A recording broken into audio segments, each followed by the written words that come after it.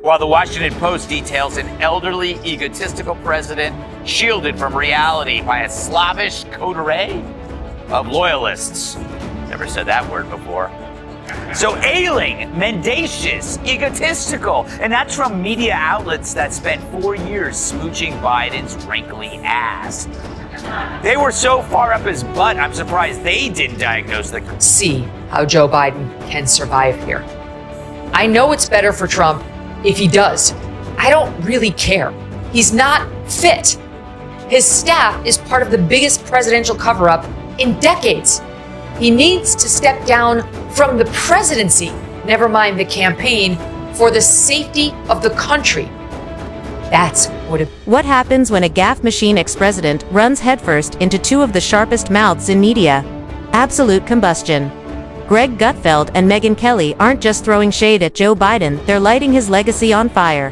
With relentless sarcasm, pinpoint timing, and zero mercy, they dismantle every fumble, slurred speech, and head-scratching decision that turned his presidency into late-night comedy. This isn't a recap.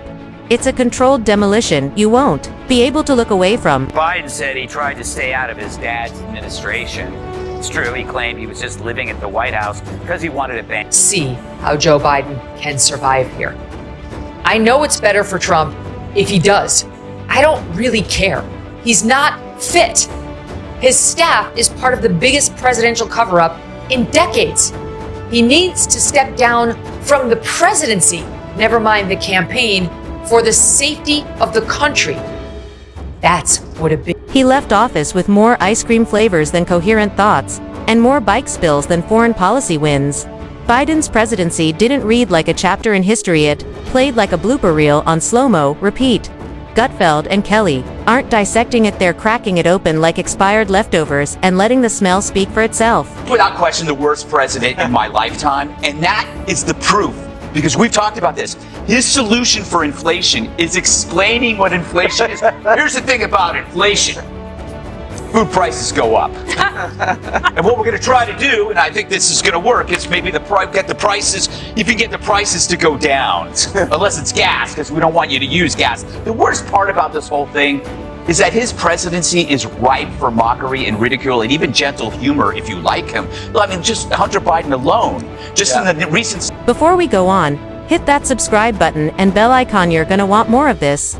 Now, let's start with the most iconic Biden moment ever, losing a battle to a stationary bike. Face first into the pavement, a perfect metaphor. Start, shaky middle, disastrous finish. Gutfeld swears he heard Looney Tunes sound effects in the background. Even his approval rating seemed dizzy. Gravity had a vendetta, and Biden lost the rematch. Fella found work since they canceled Portlandia. But that was Jill Biden's so-called work husband, which is like being her regular husband, except with more solid food and less diarrhea. Anthony Brunel was Jill's chief of staff and an assistant to Joe Biden. It's pretty amazing, given that having just one of those... Remember that guy who looked like he wandered off the Portlandia set? That was Jill Biden's work husband, yes, really. Anthony Brunel, chief of staff to Jill, and handler-in-chief to Joe. Megyn didn't just roast the fall, she said. The bike should have collapsed first, out of sheer embarrassment. She compared the footage to a deleted scene from a nursing home Olympics. Secret Service wasn't worried about threats, they were scanning for curbs, carpets, and sandbags. All these guys, I don't have respect for the other side. Joe Biden would never sit for an interview with me, same as Hillary Clinton. As she was out there saying I was a terrific journalist because I had this contentious exchange with Trump, never once sat with me. Never agreed, even when the left was loving me, because she quite literally did not have the balls, neither physically nor theoretically, nor in no way. So anyway, there's my little rant about our weak politicians. Let's talk speeches, the stuff of legend. Biden's oratory style made people nostalgic for elevator music. Gutfeld once said, listening to him was like building IKEA furniture in a blackout while dodging bees. His brain booted up like a 90s PC, lots of blinking, no programs, just pure buffering. So obviously they're hiding something. Like, why would Joe never take any interviews? Who was behind the last-minute pardons? Who made the terrible decisions, the kind that turned a career moderate into a Bolshevik? And why was his schedule emptier than a swimming pool near a burrito truck?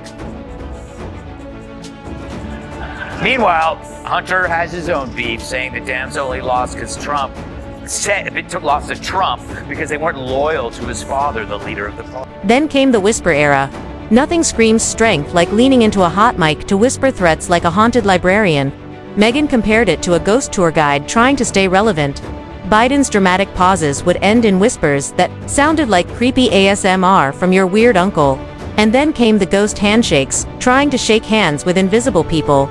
Greg called it the political version of chasing butterflies. He'd vanish mid-photo op, then reappear like a confused MALL grandpa looking for the food court.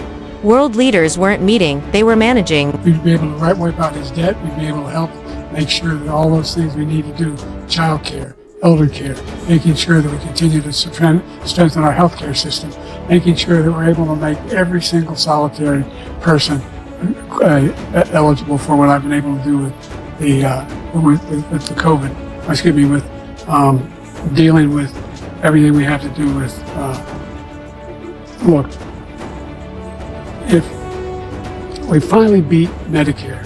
Thank you, President Biden. President Trump? Oh my God. And let's not kid ourselves, this wasn't a solo act. Biden's team worked harder than NFL coaches. Every appearance looked like a hostage rescue op with lighting. Megyn joked his aides weren't staffers, they were emotional support animals, constantly redirecting, reminding, and sometimes just praying. On domestic policy, Biden's brain was like a web browser, half the tabs frozen, the rest playing smooth jazz. His economic plans sounded like rejected TED Talks from a guy who sells healing crystals, inflation, exploding, and Biden's fix. Aromatherapy and wishful thinking. Exchange with Representative Jason Crow, Democrat from Colorado, who received a Bronze Star as an Army Ranger fighting for us in Iraq. In a video of the Zoom that I was able to view, writes the reporter, you can hear Biden chastising Crow, who asked about the importance of national security to voters. First of all, I think you're dead wrong on national security, the president says. I put NATO together. Name me a foreign leader who thinks I'm not the most effective leader in the world on foreign policy. Tell me who the hell that is. Tell me who put NATO back together. Tell me who enlarged NATO. Tell me who did the Pacific Basin. Tell me who did something that you've never done with your bronze. Megyn shredded Build Back Better like it was a bad sequel, replacing a burned-down house with an overpriced tent. Biden threw cash like he'd unlocked God mode in Monopoly, forgetting inflation doesn't follow board game rules. People skipped meals while he bragged about finishing a sentence. Gas prices. He nuked pipelines, then sent thank you notes to oil tyrants. Gutfeld said Biden's energy plan was like canceling Uber and waiting for a unicorn. Megyn joked that he'd cheer a 2-cent drop in gas like he'd discovered electricity. Meanwhile, the border was on fire, and Joe, still out there lighting sparklers. The rare occasions you get to see him now, like at a cabinet meeting for the first time in a couple of years, that he let his wife run. Now we see him over the weekend on Saturday. There's a press conference. We've got this group called the Quad. We're having a Quad summit. This is the group that's supposed to take on the world challenges like the rise of the Chinese. It's Japan, Australia, India, and the United States. And he gets up there and he's supposed to be introducing Prime Minister Modi of India, obviously forgets, and here's what happened. Now, who am I introducing next? Greg went nuclear on the border crisis. He mocked Biden's delusion that it was just bad optics. Cities were collapsing, resources were tapped, and the White House responded with roundtables and recycled slogans. It looked like a reality show, called America, The Breakdown, and then Afghanistan, Biden's proudest failure. Greg compared it to leaving a party and forgetting your car, your pants, your dog, and your dignity. The withdrawal was so backwards even Hollywood passed. Taliban, fighters got American gear and victory laps, while Biden called it a win.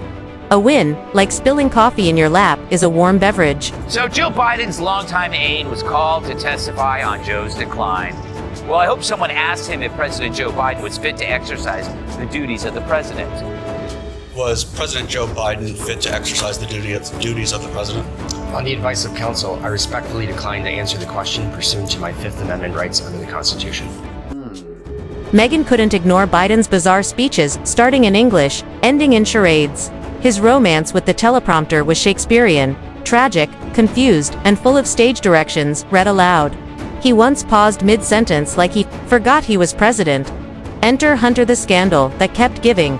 Greg tore into the laptop story like a crime doc narrated by a toddler. Art sales, shady deals, overseas cash. And Joe played the clueless dad to Oscar-worthy levels. Didn't know, didn't ask, didn't care. Even his walking pattern screamed confusion.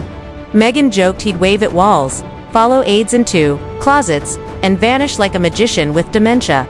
Staff started designing trapdoors for his exits. This book tells the whole story. Because even as the media is just now admitting this scandal was real, we know they're complicit. They took their own sweet time addressing the greatest fraud in presidential history, waiting till now, of course, to spill the beans. Oh, sure, the media could have made an honest mistake, like when they said Hunter's laptop was fake, or the Fine People hoax was real, or that Tim Walz has a... Greg said Biden's internal GPS was set to where am I? The gaffes were nonstop wrong names, wrong titles, wrong countries. It was like playing bingo on acid. But the real kicker, the confidence. Despite all the blunders, Biden still gave himself straight A's. Greg said the only one more impressed by Biden than Biden was his reflection in the microwave. He'd trip live on camera and still claim things were better than ever. Megyn summed it up as the Biden paradox. Everything got worse, but nothing ever got addressed. For years that felt like a decade-long tech support call with no fix in sight. Your mental focus is. Which focused? I haven't, look, I have trouble even saying to myself my own head the number of years. I no more think of myself as being as old as I am than fly. I mean, it's just not, I haven't observed anything in terms of, there's not things I don't do now that I did before, whether it's physical or... And now, post-presidency Biden occasionally reboots for speeches that sound like someone updated him mid-download. Greg and Megyn aren't done, there's still more content than a Netflix comedy marathon. Biden struts onto stages like he ended world hunger, forgetting he started half the fires he's dancing around. Greg says, watching Biden take a victory lap is like watching the arsonist return to admire the flames. And Megyn says it's not applause, it's relief that he made it through a sentence without calling another world leader Mom. Meanwhile, Jill's blinking SOS in Morse code. And yes, Biden thinks he's prepping for a comeback. Like America's, begging for a sequel to a film it barely survived. Greg and Megyn, they've got popcorn in front row seats. Biden used the White House Correspondents' Dinner to show the world he's not too old to be president. But he did show them he's too old to eat dinner. Ozzy Osbourne wants to perform again, saying, "I'd like to do a effing gig without falling over." Same, said one old man. Yeah. An ice cream shop worker in Minnesota was fired for accepting a $100 tip because the shop's owner says some elderly customers have dementia. Gee, I wonder which customer tipped her.